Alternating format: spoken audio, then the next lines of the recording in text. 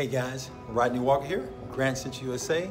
You know, we've been looking at, so you want to start a nonprofit. We've been looking at this, and if you haven't had an opportunity to check out some of the earlier videos that I did on this topic, be sure to go right now and check them out, because I believe they will help you to see what you need to do if you are serious about starting a nonprofit and really doing it the correct way. So let's do this. Let's grab a seat.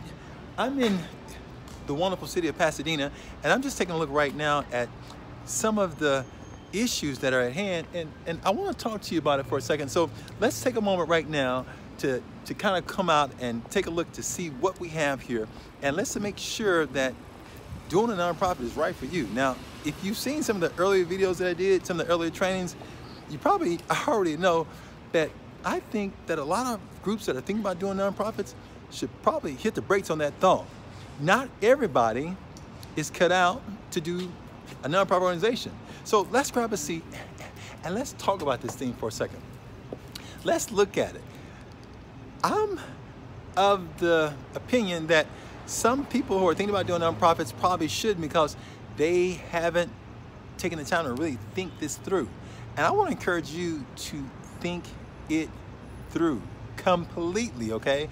Before you even start filing paperwork.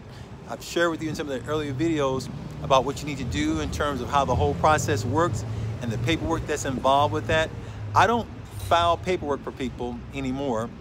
There are different places that you can go to that can help you, but I've been through that process before and I know what it's like. But here's the thing.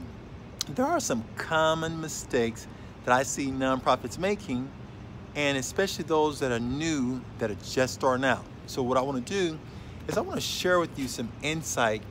And I've done consulting with literally hundreds of nonprofit organizations, helping them in their growth and their development.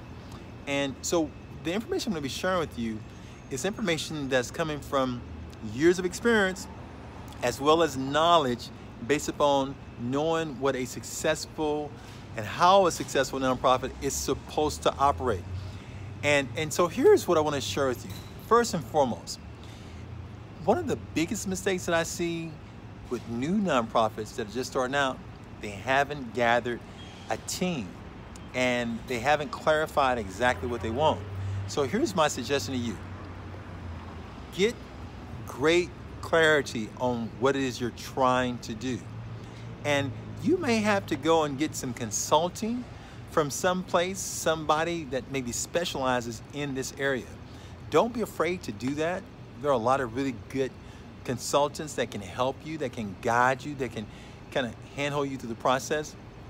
And it will be worth your time and energy to invest in them to help you to do this, okay? Why is this important? Because what I'm suggesting that you do is not waste time. And I can't tell you how many people I've seen that are trying to do nonprofits that waste time because, number one, they haven't gotten the training. They don't know the knowledge about how this is supposed to operate. So either one or two things should happen. Either you should go and spend some time, and I think both of them should really happen. Maybe really spend a lot of time learning how this is supposed to look, how this is supposed to operate, so that you can do an effective job of leading your nonprofit agency.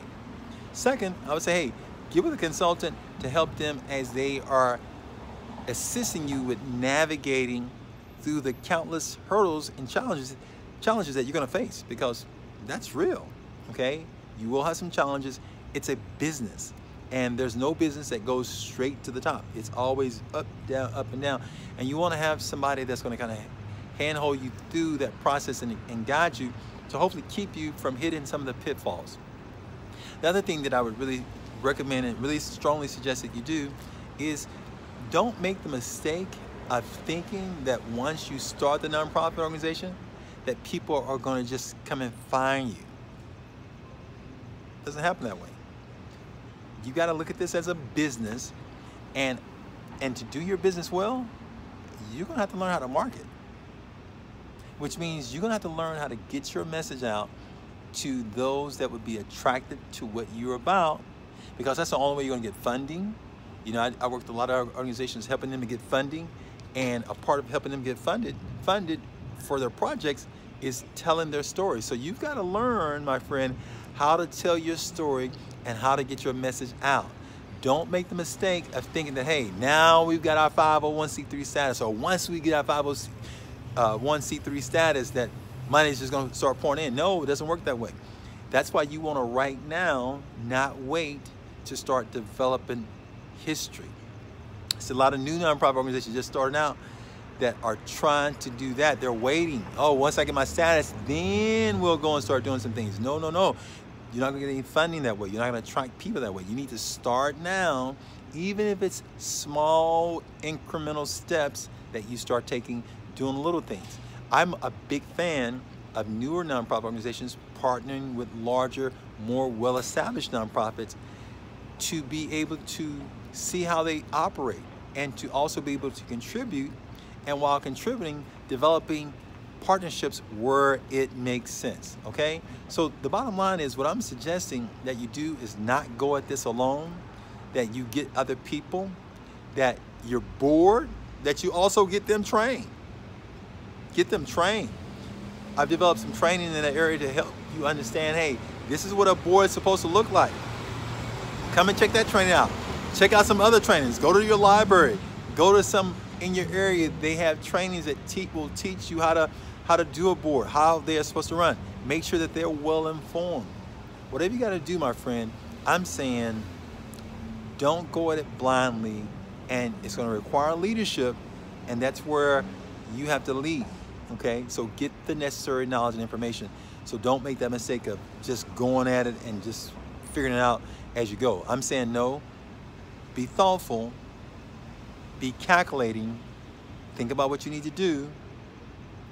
Calculate your moves, and then establish a firm, solid foundation. Okay. What's another mistake, Rodney, that I've seen happen with organizations? Well, I think another big mistake is that a lot of nonprofits don't understand what is oxygen for the nonprofits. And let me share with you real quickly what the oxygen is, just in case you don't know. The oxygen that helps nonprofit, Peter Drucker, a very famous management guru who's passed, he said that a nonprofit, the nonprofit's oxygen is money. And if you really think about it, any organization's oxygen is money. You don't have any money, you don't have any oxygen. You're gasping for breath, okay? So your organization has to be a well-established organization that you lay a solid foundation on, and that builds trust with people. And as you get credibility and trust built with people, people are more likely to want to contribute and donate, okay, funds. So a part of what you got to do is not make the mistake of simply running without any oxygen. So you want to think through, what do you need to do in order to secure funds?